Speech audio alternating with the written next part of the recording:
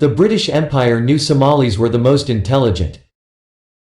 This material is from a book written by a British knight diplomat and colonial administrator, Sir Charles Eliot, during the British Empire era and was published 1905.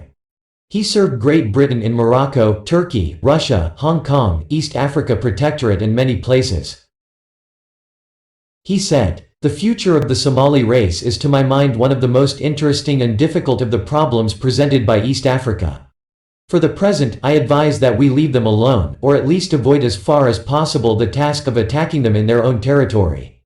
They are naturally isolated and, if our officers will only avoid getting killed, can do little harm by quarreling with one another in Jubaland. Our real task at present is rather to see that they do not encroach to the south, and to prevent them from raiding the Tana River and the Lamu archipelago.